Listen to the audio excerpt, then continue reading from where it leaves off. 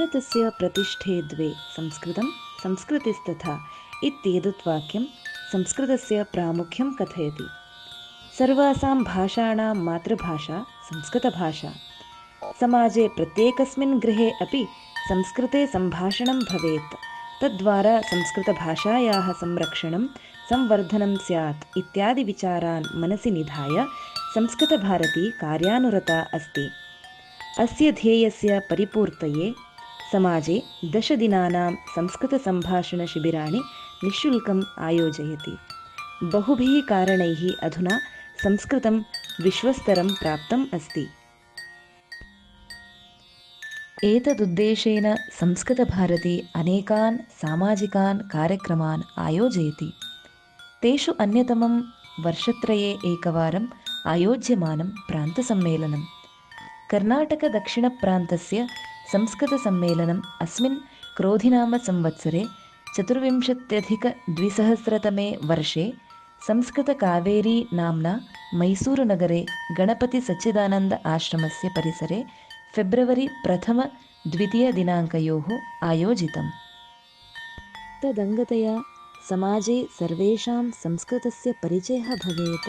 प्रतिदिनम् उपयुज्यमानानां वस्तूनां परिचयः जनेषु भवेत् इति धिया जनवरी मासस्य 31तमे दिनाङ्के संस्कृतवस्तुप्रदर्शिन्याः उद्घाटनम् अभूत्।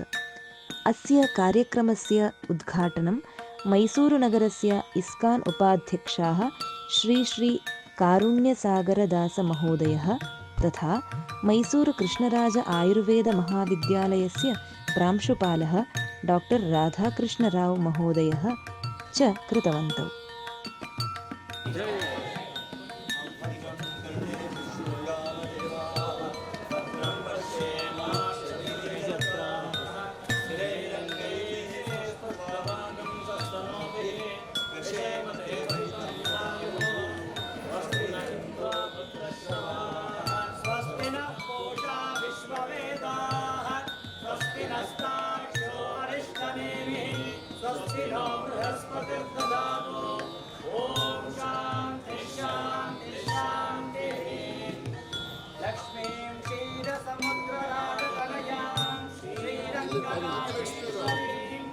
महान् सन्तोषः। अद्य गणपति सच्चिदानन्द आश्रमे संस्कृतकावेरी इति कर्नाटकदक्षिणप्रान्तस्य सम्मेलनस्य सिद्धतार्थं वयं सज्जाः स्मः। तदङ्गतया संस्कृतकुम्भः इति ज्ञानकुम्भः इति प्रदर्शिन्याः उद्घाटनं जातम्। अत्र 2017 इति अहं चिन्तयामि। 2017 मध्ये अपि प्रान्तसम्मेलनम् अत्र जातं। 1,100 जनाः प्रतिनिधयः समग्रप्रान्ततः आगतः। तदापि अत्र महान् संस्कृतवातावरणम् आनन्देन सर्वेपि दिनद्वयम् अत्र आसन् कार्यकर्तारः।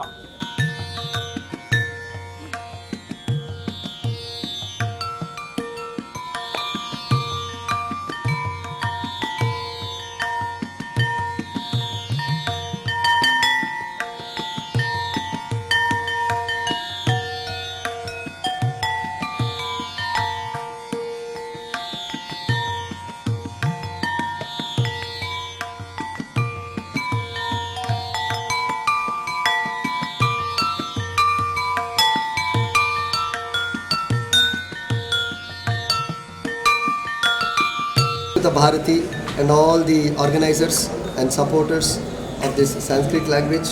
So hats off.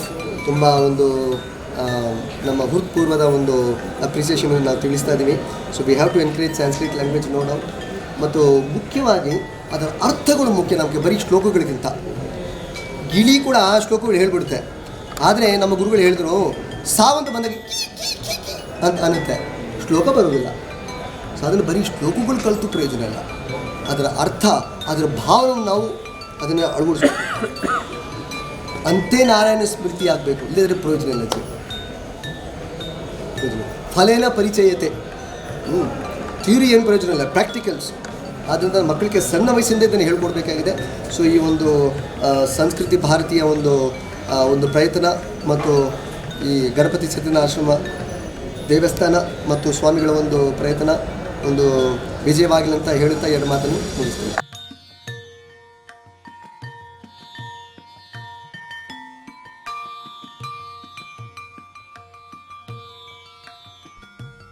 प्रदर्शिन्यां संस्कृतभारत्या मुद्रितानां पुस्तकानां विक्रयणव्यवस्था अपि कल्पिता.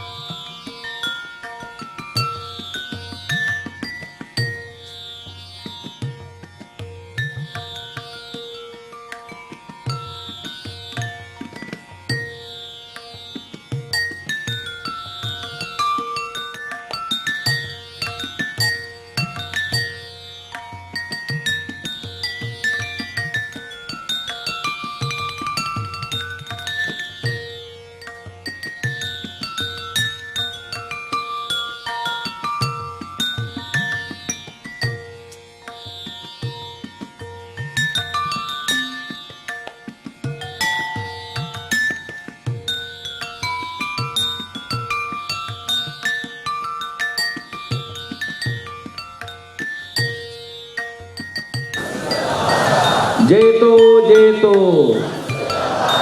अस्माकं भाषा लसतु वदने जयतो जयतो अस्माकं भाषा भारतस्य भाषा जयतो जयतो वयं वदामः जयतो जयतो.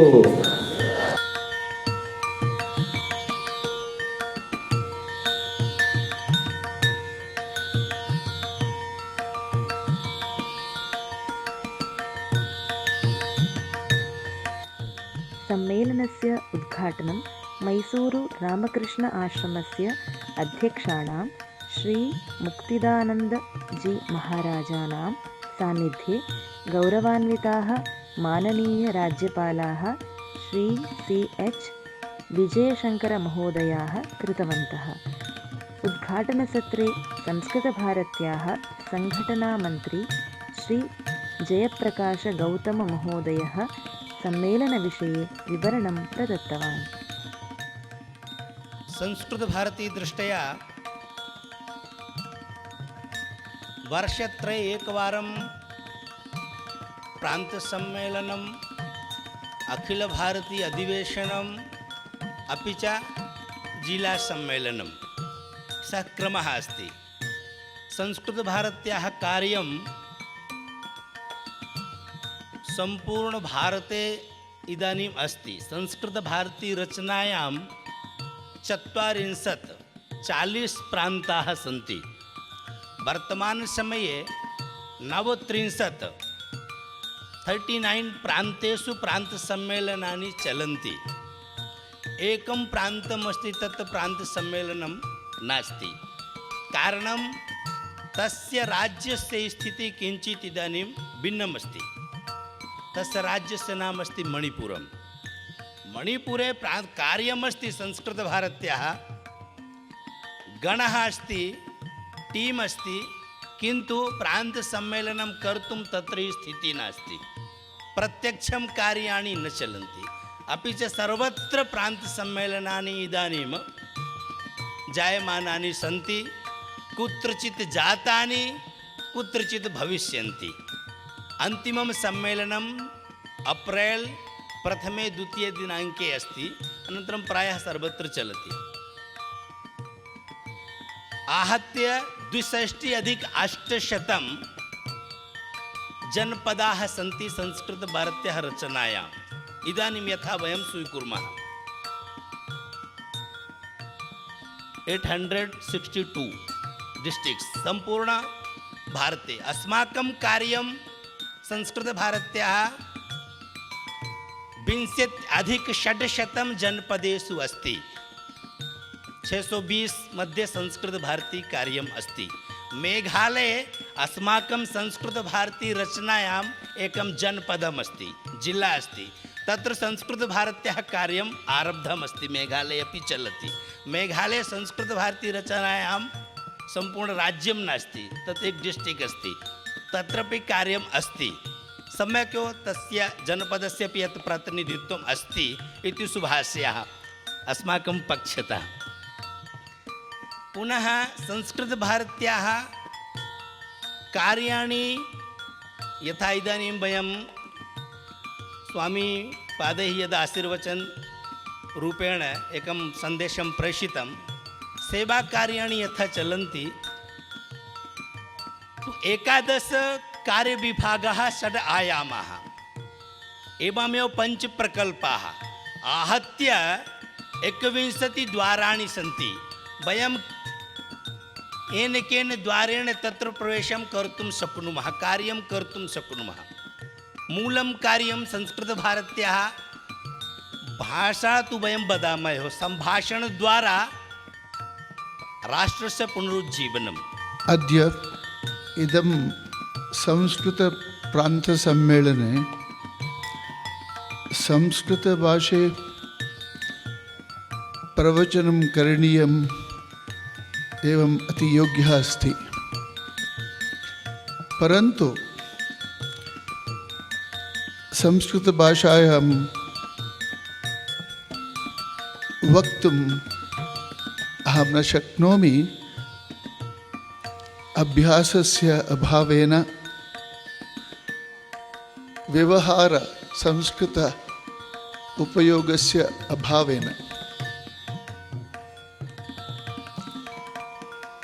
वदतु संस्कृतं, लसतु संस्कृतं, गृहे गृहे पुनरपि ಎಂಬುದು ಸಂಸ್ಕೃತ ಭಾರತೀಯ ಅನೇಕ ಕಾರ್ಯಕ್ರಮಗಳಲ್ಲಿ ಭಾಷಾ ಪ್ರಚಾರ ಮತ್ತು ಬೇರೆ ಬೇರೆ ಸಂಸ್ಕೃತ ಭಾಷೆಯ ಒಂದು ಕ್ಯಾಂಪ್ ಬೇರೆ ಬೇರೆ ನಡೆಸಿದಾಗ ನಾನು ಭಾಗವಹಿಸಿದ್ದೇನೆ. ಸಂಸ್ಕೃತ ಭಾಷೆ ನಮ್ಮ ಸಂಸ್ಕೃತಿಯನ್ನು ಬಿಂಬಿಸುತ್ತದೆ. ನಮ್ಮ ಸನಾತನ ಸಂಸ್ಕೃತಿಯ ಅದರ ಅಂತರಾಳ, ಅದರ ವ್ಯಾಪ್ತಿ, ಅದರಲ್ಲಿರುವಂತಹ ಜ್ಞಾನದ ಆಗರ, ಅದರಲ್ಲಿರುವಂತಹ ವಿಶ್ವಮಾನ್ಯ ವಿಚಾರಧಾರೆಗಳು ನಮಗೆ ನಿಜವಾಗಿ ಅರ್ಥವಾಗಬೇಕಾಗಿದ್ದರೆ ಸಂಸ್ಕೃತ ಭಾಷೆಯಲ್ಲಿ ನಾವೆಲ್ಲರೂ ಕೂಡ ಪ್ರಾವೀಣ್ಯತೆಯನ್ನು ಪಡೀಬೇಕು. ಸಂಸ್ಕೃತ ಭಾರತದ ಮೂಲ ಭಾಷೆ. ಸಂಸ್ಕೃತ ಭಾರತದ ಎಲ್ಲ ಭಾಷೆಗಳ ಮೂಲ. ಅದು ಎಲ್ಲ ಭಾಷೆಗಳ ತಾಯಿ ಸ್ಥಾನವನ್ನು ತುಂಬುವಂಥ ಜಾಗದಲ್ಲಿ ಯಾವುದಾದ್ರು ಒಂದು ಭಾಷೆ ಇದೆ ಅಂತಾದರೆ ಅದು ನಿಶ್ಚಿತ ಕೂಡ ಸಂಸ್ಕೃತ. ಅದು ಎಲ್ಲ ಭಾಷೆಗಳ ಮೂಲ. ಅದು ನೀವು ಉತ್ತರ ಭಾರತದ ಭಾಷೆಗಳನ್ನು ತೆಗೆದುಕೊಳ್ಳಿ, ದಕ್ಷಿಣ ಭಾರತದ ಬಹುಶಃ ಭಾಷೆಗಳನ್ನ ನೀವು ತೆಗೆದುಕೊಳ್ಳಿ, ಎಲ್ಲ ಭಾಷೆಗಳಲ್ಲಿ ಇವು ಕೂಡ ಶೇಕಡ 30, 40, 50 ಭಾಗ ನಾವು ಉಚ್ಚಾರಣೆ ಮಾಡುವಂಥ ಶಬ್ದಗಳು, ಬಳಕೆ ಮಾಡುವಂಥ ಪದಗಳು ಅದು ಸಂಸ್ಕೃತದ ಪದಗಳೇ ಆಗಿದೆ ಅನ್ನುವಂಥದ್ದನ್ನು ಈ ಸಮಯದಲ್ಲಿ ಜವಾಬ್ದಾರಿಯಿಂದ ನಾನು ಹೇಳಲಿಕ್ಕೆ ಬಯಸ್ತಾ ಇದ್ದೇನೆ. धन्यवादः सूर्यभर महोदय. सम्प्रति अतिविधां प्रार्थनां करोमि, कृपया पुस्तकस्य लोकार्पणं कुर्वन्तु इति.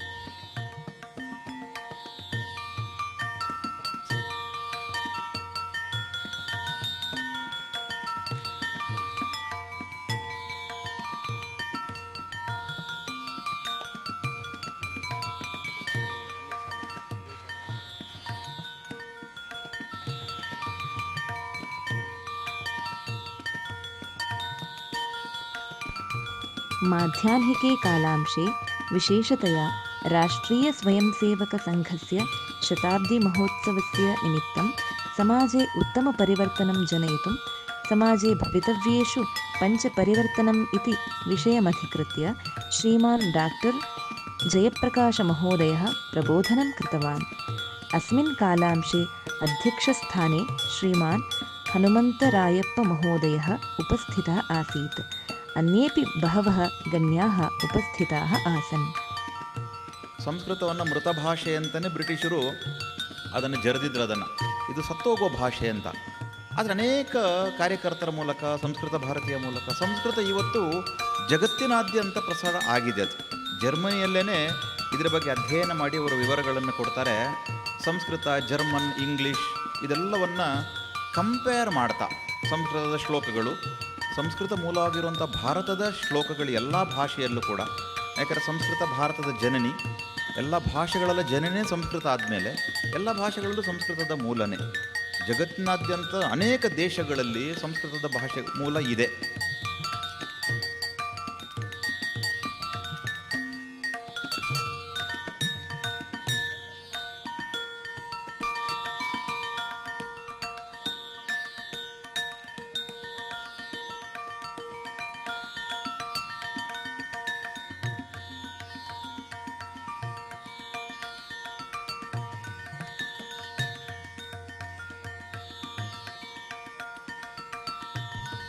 प्रथमदिने सायङ्काले संस्कृतशोभायात्रा आयोजिता.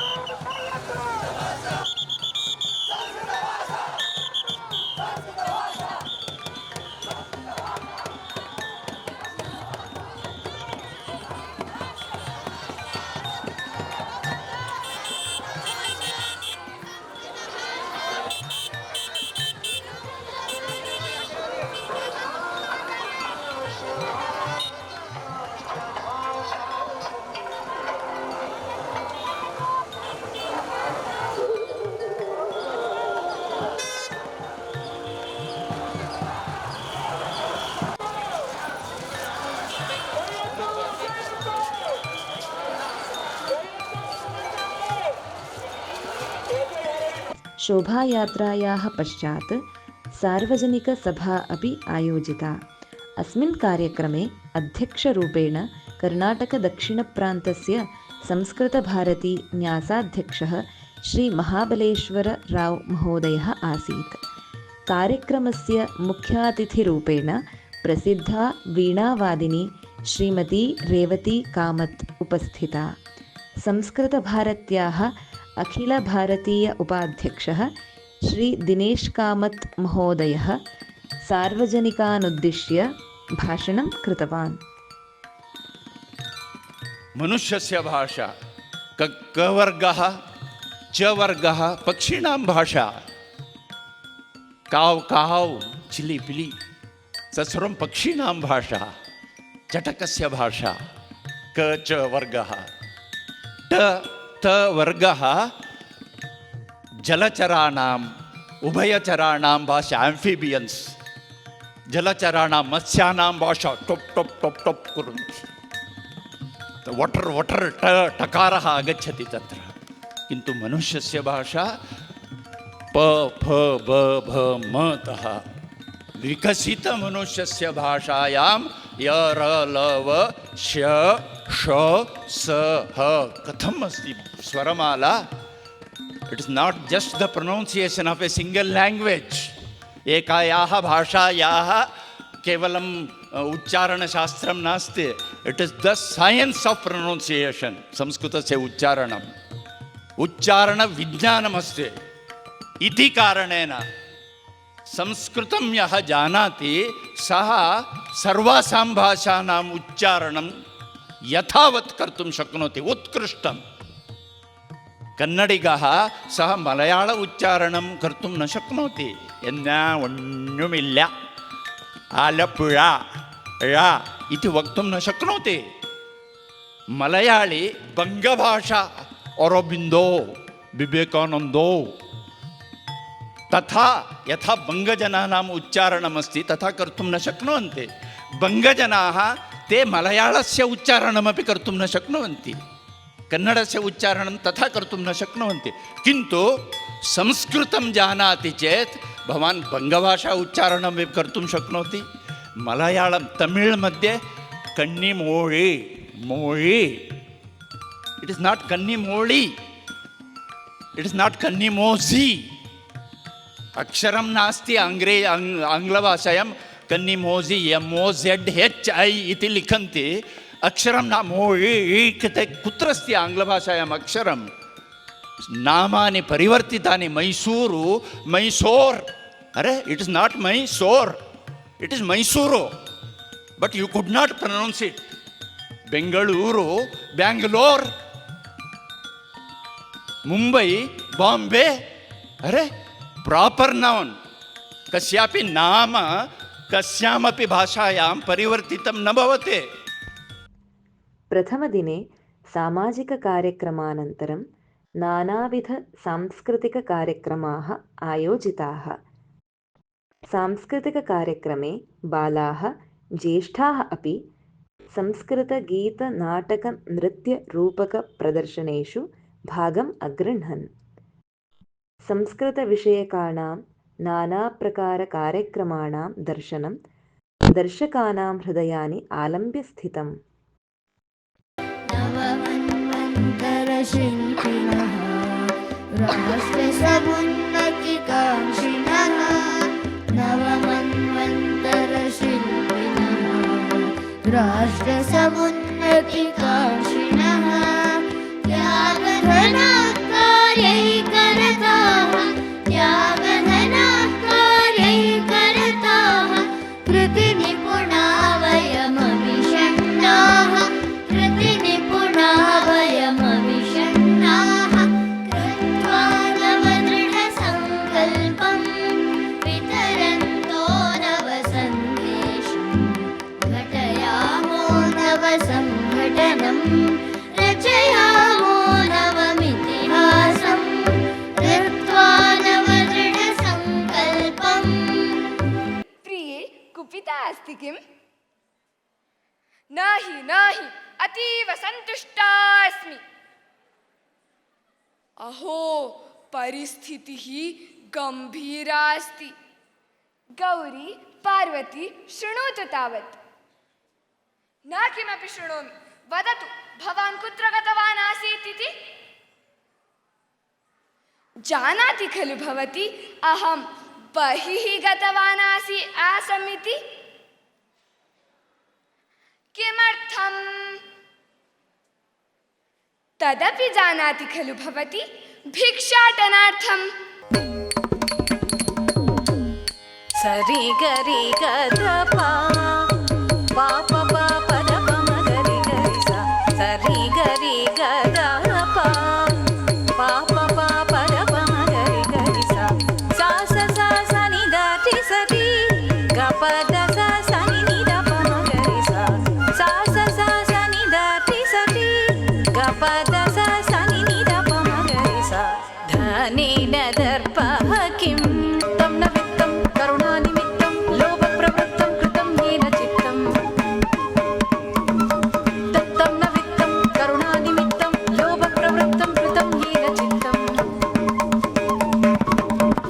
जन्मान्तरेषु अतो अन्यस्मिन् जन्मान्तरेषु अतो अन्यस्मिन् जन्मान्तरेषु अतो अन्यस्मिन्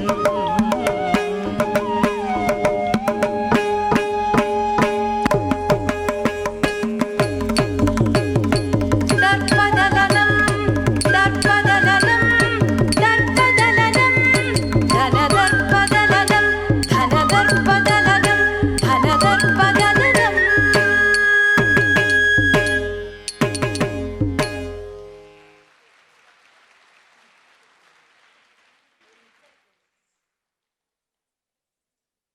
तत्र चर्मरोगः भवेत् इति नहि महोदय, अस्थिभङ्गः एव जातः अस्ति। सत्यं वा? नैव, चर्मरोगः एव। अस्थिभङ्गः एव। नैव, चर्मरोगः एव। अस्थिभङ्गः एव। चर्मरोगः सम्यक् श्रूयताम्। मम अस्थिभङ्गः अपि नास्ति, चर्मरोगः अपि नास्ति, मम पादरक्षा छिन्ना अस्ति, तावदेव।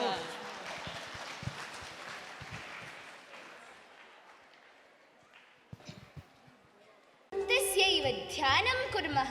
रघुपति राघव राजा राम पतित पावन सीता राम रघुपति राघव राजा राम पतित पावन सीता राम राम जय राजा राम राम राम जय सीता राम राम जय राजा राम राम राम जय सीता राम श्री राम राम रघुनंदन राम राम श्री राम राम भरताग्रज राम राम श्री राम राम रणकर्कश राम राम श्री राम राम शरणं भव राम राम श्री रामार्पणमस्तु। सम्मेलनस्य द्वितीयदिने प्रातः गण्यानां सभा आयोजिता। तत्र संस्कृतद्वारा सङ्घटनं, तदर्थं कार्यकर्तॄणाम् उत्तरदायित्वं किं भवेदिति विषयम् अधिकृत्य मुख्यवक्त्रा श्री जयप्रकाशगौतममहोदयेन भाषितम्। अस्मिन् कालांशे मुख्यः अतिथिः आसीत् विद्वान् डॉक्टर HV नागराज राव महोदयः। मधुसूदनमहोदयश्च अस्माभिः प्रार्थ्यते।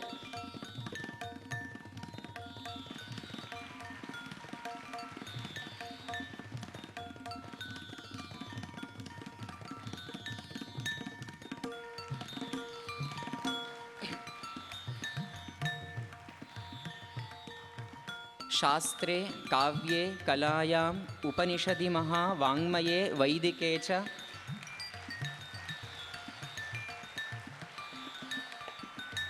इदमेव अस्माकम् आनन्ददायकं। सर्वापि सभा उत्थिता अस्ति, सर्वेषामपि सन्तोषः एतेन जातः अस्ति।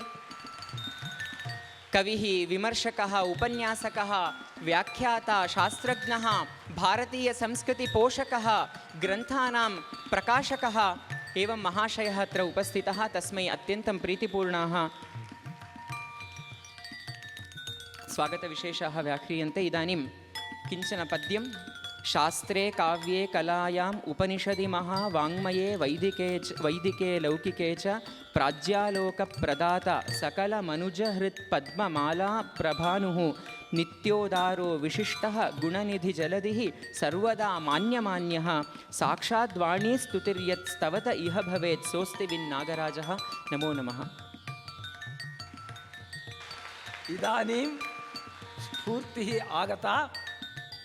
शृण्वन्तु संस्कृतभारत्याः मधुरिमपूर्णानि वचनानि।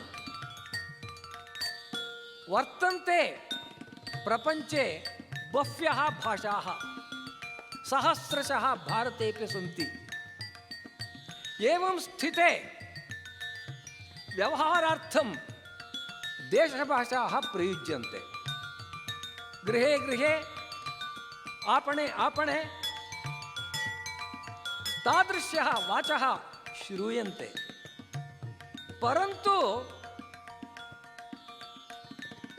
यदि आत्मज्ञानं प्राप्तव्यं, जीवनस्य सार्थक्यं लम्भनीयं, तर्हि अपेक्ष्यते देववाणी। देववाणी विना आत्मज्ञानं न संपद्यते। अतः आत्मज्ञानसम्पादनाय आदौ तावत् संस्कृतम् अध्येयं। संस्कृतज्ञानं विना अभारतीयाः मा भूमा। एतदर्थं संस्कृतम् अध्येयम्। आपराह्निकसूत्रे अग्रिमदिनेषु संस्कृतभाषायाः संरक्षणं प्रसारः कथं भवेत् इत्यादि विषयेषु सर्वैः गणशः विभज्य चर्चा कृता। कूपः अस्ति, कूपे कूपत्वम् अस्ति इति चिन्तयति, किन्तु जलं नास्ति। किं नास्ति? जलं नास्ति। कोऽपि जनः तत्र महापात्रं स्वीकृत्य गतः, एतावत् बृहत् पात्रं प्रविष्टवन्तः। सम्भाषणशिबिरद्वारा ये प्रविष्टवन्तः, वयमपि ज्ञानमुखिनः भवेम। सङ्कुचितमुखं महोदय किमपि न सिद्ध्यति भवति। तादृशे सन्दर्भे सूर्यः स्मर्तव्यः अस्माभिः। रथस्यैकं चक्रं भुजगयमिताः सप्ततुरगाः। तादृशक्रियासिद्धिः सत्त्वे भवति महतां नोपकरणे। अत्रापि एते कुर्वन्ति वा अस्मिन् सन्दर्भे एषः निर्णयः कीदृशः भवेत्, कार्यपथम् आगच्छेत् वा इत्यादि संशयः उत्पन्नः। परन्तु वयं पासिटिविटि मध्ये गच्छामः, सकारात्मकं चिन्तयामः, तस्य मनः किञ्चित् परिवर्तितं भूत्वा निर्णयः अङ्गीकृतः चेत् अस्माकं सर्वेषाम् आनन्दः एव इति अहं चिन्तयामि। अस्तु, अन्यविषयः नूतनानां निर्माणविषये अस्माकं न जानामि। तथा जानन्ति वा? जानन्ति, ते एव आन्लैन् मध्ये प्रेषयन्ति। ते जानन्ति इत्युक्ते कथं? लिङ्क् लिङ्क् अस्ति किल, भवन्तः जानन्ति? जानन्ति लिङ्क्। समस्या अस्ति संस्कृतभारत्याः कार्यालये।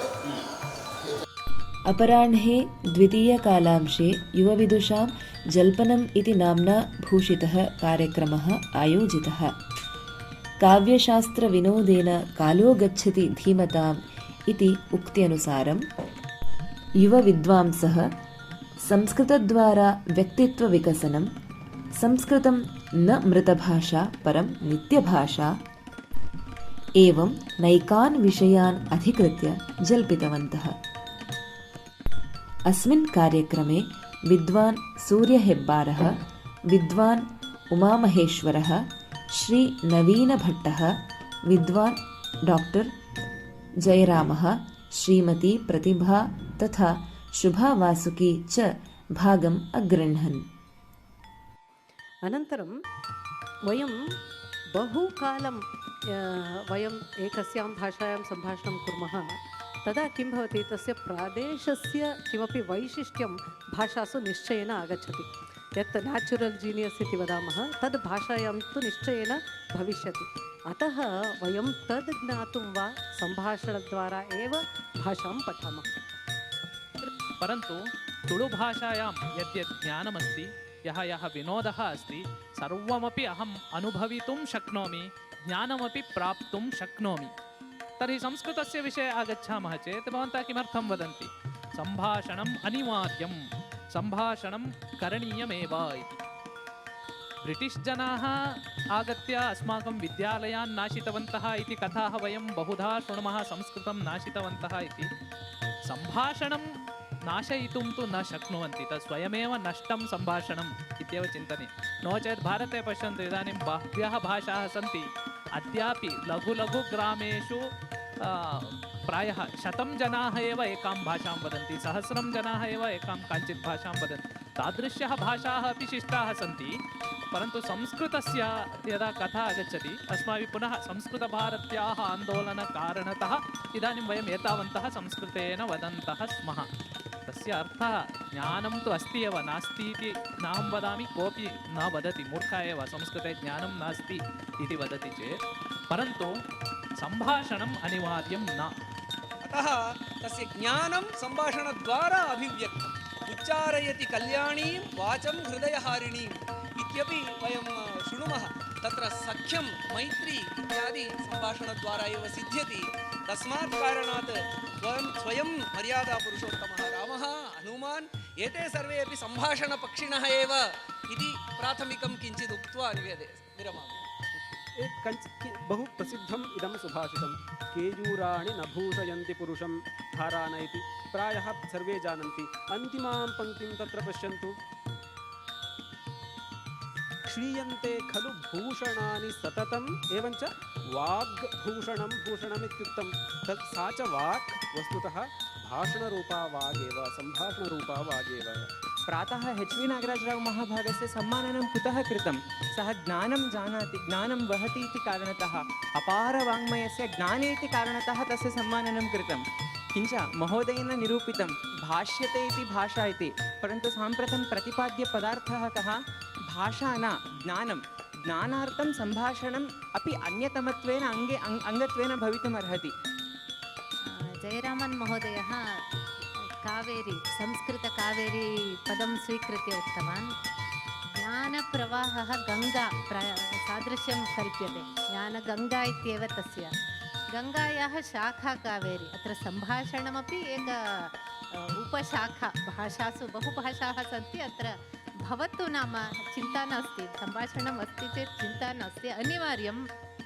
सर्वथा न संस्कृतभाषा ज्ञानार्थं तथा व्याकरणादि शास्त्रज्ञानसम्पादनेपि सम्भाषणस्य महत्त्वं भवति इति तस्याः आशयः इति मन्ये कर्णे टिरिटिरा इत्यादि प्रयोगाः सन्ति यदि तस्य प्रयोगस्य ज्ञानं सम्यक् तत्र भवेत् चेत् सम्भाषणशीलत्वम् आवश्यकं भवेदिति तस्याः आशयः इति मन्ये सायङ्काले सम्मेलनस्य समारोहकार्यक्रमे सम्मेलनसमितेः अध्यक्षः श्रीमान् श्रीवत्समहोदयः संस्कृतभारत्याः प्रान्ताध्यक्षः प्रोफेसर् प.न.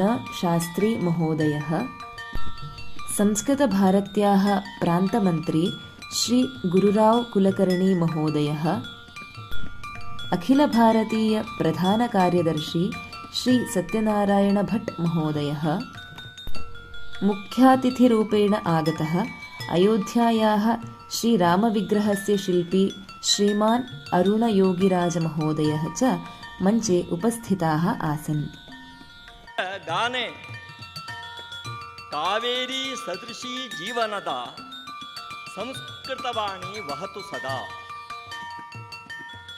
अत्र सादृश्यं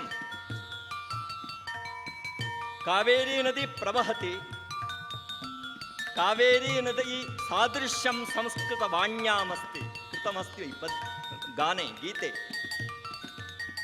कीदृशं सादृश्यं निरन्तरं प्रवहति जीवनदी वर्तते कावेरी सप्तसिन्धुषु नाम सप्तनद्यः गंगा यमुना गोदावरी सरस्वती नर्मदा सिन्धु कावेरी जीवनद्यः नाम निरन्तरं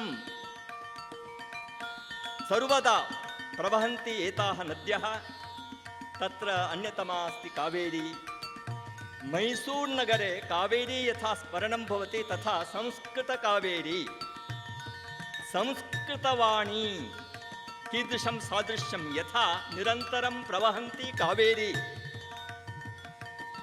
भूमिं तर्पयति सस्य समृद्धिद्वारा जनान् तर्पयति शीतला अस्ति मधुरा अस्ति शुभ्रा अस्ति हृद्या अस्ति रसदा अस्ति तादृश कावेरी नद्याः सादृश्यं संस्कृतवाण्यां वर्तते अतएव कावेरी सदृशी जीवनदा जीवनं ददाति यथा कावेरी नदी जीवनं ददाति तथा संस्कृतवाणी भारतीयानां कृते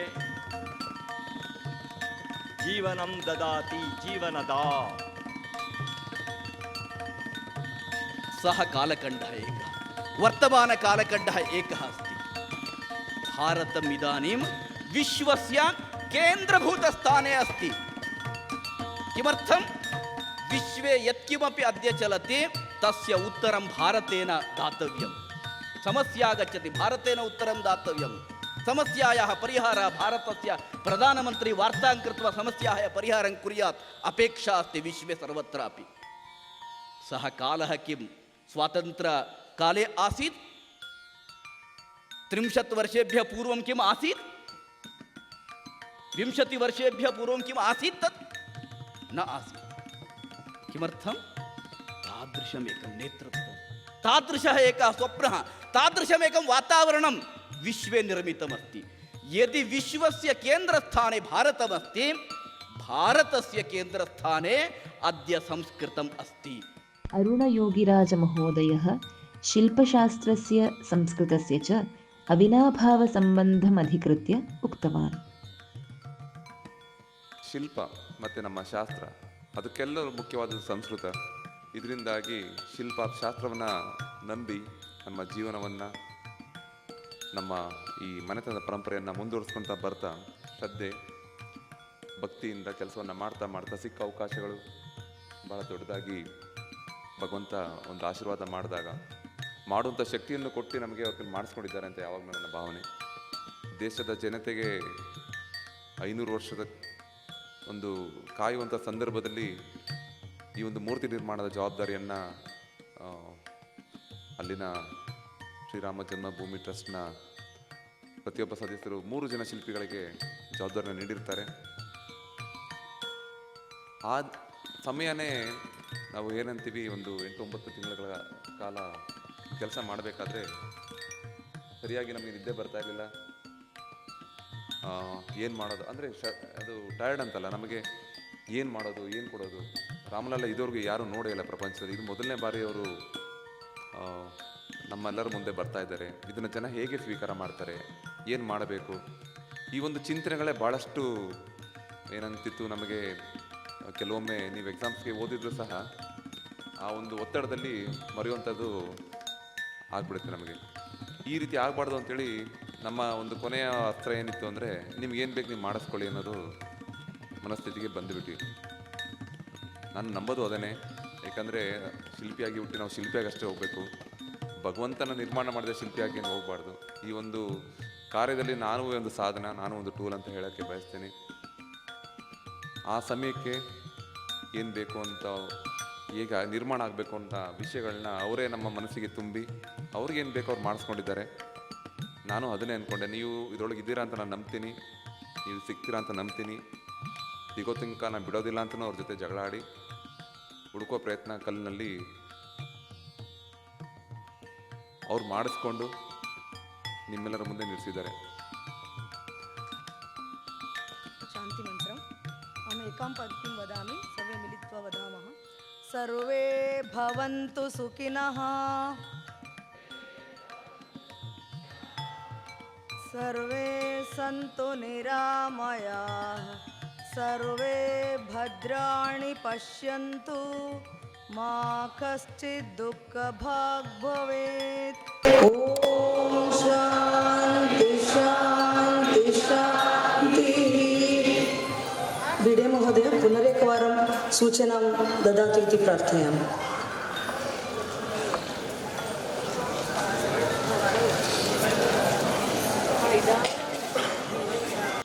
समग्रकार्यक्रमः सुसम्पन्नः, सर्वेषां मनसि सुस्थिरं च संस्कृतकावेरी सम्मेलनम् अभूत्। जयतु संस्कृतं, जयतु भारतम्।